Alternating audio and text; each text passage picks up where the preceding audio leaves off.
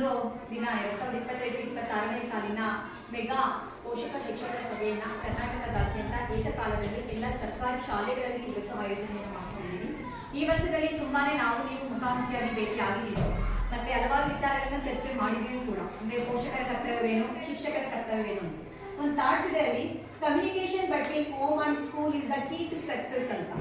ಯಾಕಪ್ಪ ಈ ಪೋಷಕರ ಶಿಕ್ಷಕರ ಸಭೆಗಳು ಬೇಕು ಅಂದ್ರೆ, ಒಂದು ಮಗುವಿನ ಸರ್ವಾಂಗೀಣ ಅಭಿವೃದ್ಧಿ ಆಗಬೇಕು, ಕಲಿಕೆನಲ್ಲಿ ಮಗು ಮುಂದೆ ಬರಬೇಕು, ಅದರ ಡೆವಲಪ್ಮೆಂಟ್ ಪ್ರೋಗ್ರೆಸ್ ಅನ್ನು ಕಾಣಬೇಕು ಅಂದ್ರೆ ಕೇವಲ ಟೀಚರ್ಸ್ ಇಂದ ಅಷ್ಟೇ ಸಾಲು.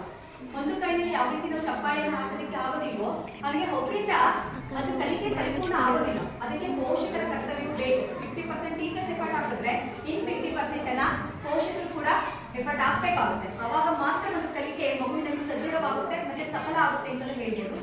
ಆ ನಿಟ್ಟಿನಲ್ಲಿ ಈ ವರ್ಷದಲ್ಲಿ ಅತಿ ಹೆಚ್ಚು ಬಾರಿ ಪೋಷಕ ಮತ್ತು ಶಿಕ್ಷಕರ ಸಭೆಯನ್ನ ನಮ್ಮ ಸಾರ್ವಜನಿಕ ಶಿಕ್ಷಣ ಇಲಾಖೆ ಹಮ್ಮಿಕೊಂಡಿರುವ ಬಹುಮಹತ್ತರ ಉದ್ದೇಶ ಅಂತ ಹೇಳ್ತಾ ಹೋಗ್ತೀನಿ.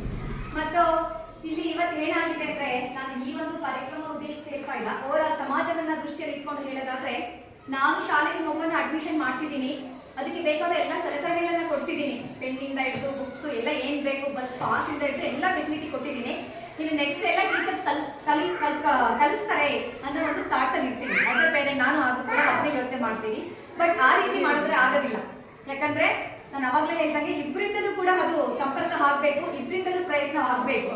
ಯಾಕಂದ್ರೆ ಶಾಲೆಯನ್ನ ಬಿಟ್ಟ ಮಗು ನೇರವಾಗಿ ಮನೆಯನ್ನ ಬಿಟ್ಟ ಮಗು ನೇರವಾಗಿ ಶಾಲೆಯನ್ನೇ ತಲುಪುತ್ತೆ ಅಂತ ಹೇಳಿಕ್ ಬರೋದಿಲ್ಲ. ಅದರಲ್ಲೂ 6ನೇ ತರಗತಿ ಮೇಲ್ಪಟ್ಟು ನಾನು ಹೇಳ್ತಾ ಇದ್ದೆ, ಬಸ್ಸಲ್ಲಿ ಟ್ರಾವೆಲ್ ಮಾಡ್ತವೆ ಒಂದು ಊರಿಂದ ಮತ್ತೊಂದು ಊರಿಗೆ. ಅದರಲ್ಲೂ ನಮ್ಮ KPS ಕಡ್ಬಾ ಶಾಲೆಗೆ ಕಲ್ಲೂರು ಕ್ರಾಸ್ ಇಂದ ಹಿಡಿದು ಆ ಕಡೆ ಹರಿದೇನಹಳ್ಳಿ ಮತ್ತೆ ಈಗ ತುಂಬಾ ದೂರದ ಊರುಗಳಿಂದ ಮಕ್ಕಳು ಬರ್ತಾರೆ. ಸೊ ಅಲ್ಲಿ ಬೇರೆಯವರ ಆಕರ್ಷಣೆಗೆ ಮಗು ಒಳಗಾಗುತ್ತೆ. ಅದರಲ್ಲೂ ನೆರೆಹೊರೆಯರಾಗಿರ್ಬೋದು ಮತ್ತೆ ಅವರ ಸಂಘಟನೆಗಳಾಗಿರ್ಬೋದು. ಅತಿ ಹೆಚ್ಚಾಗಿ ಆಕರ್ಷಣೆ ಒಳಗೆ ಮಾಡ್ತಾ ಇರೋದು ಸಮೂಹ ಮಾಧ್ಯಮಗಳು, ಅದರಲ್ಲಿ ಹೆಚ್ಚು ಮೊಬೈಲ್ ಅಂತ ಹೇಳ್ಬೋದು. ಈ ಎಲ್ಲ ಆಕರ್ಷಣೆಗಳ ನಡುವೆ ಮಗು ತನ್ನ ಕೆಲಸವನ್ನ ಮರೆತುಬಿಡುತ್ತೆ.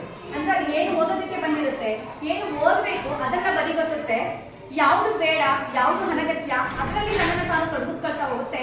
ಅದು ಮೇನ್ ರೀಸನ್ ಆಗುತ್ತೆ ಮಗು ಕಲಿಕೆನಲ್ಲಿ ಹಿಂದುಳಿಯುತ್ತೆ. ಸೊ ಆ ರೀತಿಯಾದಂತ ಮಗುವನ್ನ ಮತ್ತೆ ಕಲಿಕಾ ಪ್ರೋಸೆಸ್ಗೆ ತರುವಂತ ಪ್ರಯತ್ನವನ್ನ ಟೀಚರ್ಸ್ ಮಾಡಬೇಕು, ಪೋಷಕರು ಮಾಡಬೇಕು. ಇಲ್ಲಿ ಮಗು 10 ಗಂಟೆ ಶಾಲೆ ಒಳಗೆ ಸೇರ್ಕೊಂಡ್ರೆ ಇನ್ನು 4:30ವರೆಗೂ ಟೀಚರ್ಸ್ ಏನೇ ಎಲ್ಲ ಸಬ್ಜೆಕ್ಟ್ಸ್ ಇದಾವೆ, ಅದಕ್ಕೆ ಪ್ರತಿಯೊಬ್ಬರು ಟೀಚರ್ಸ್ ಇದ್ದಾರೆ. ಟೀಚರ್ಸ್ ಆಯಾ ತಪ್ಪದಲ್ಲಿ ಅವರ ಕೆಲಸವನ್ನ ಮಾಡ್ತಾ ಇದ್ದಾರೆ. ನಮ್ಮ ಶಾಲೆಯಲ್ಲಿ ಎಲ್ಲ ಕೂಡ ತುಂಬಾ ಚೆನ್ನಾಗಿ ಸರಾಗವಾಗಿ ನಡೀತಾ ಇದೆ. ಇನ್ನು ಟೀಚರ್ಸ್ ಆಗಿಕೊಟ್ಟಂತಹ ಏನು ಪ್ರೋಸೆಸ್ ಇದೆ, ಚಟುವಟಿಕೆಗಳಿದ್ದಾವೆ, ಅವನ್ನ ಮನೆಯಲ್ಲಿ ಪೇರೆಂಟ್ಸ್ ಮಾಡಿಸ್ಬೇಕು. ಅದನ್ನ ಪುನರಾವರ್ತನೆ ಮಾಡಿಸೋದಾಗಿರ್ಬೋದು, ಮಗುವಿನ ಜೊತೆ ಒಂದು ಗಂಟೆ ನಾರಾಗ್ಲಿ ಮಾತಾಡೋದಾಗಿರ್ಬೋದು. ಮತ್ತು ಏನ್ರಲ್ಲಿ ಮಗು ಹಿಂದುಳಿದಿದೆ, ಯಾಕೆ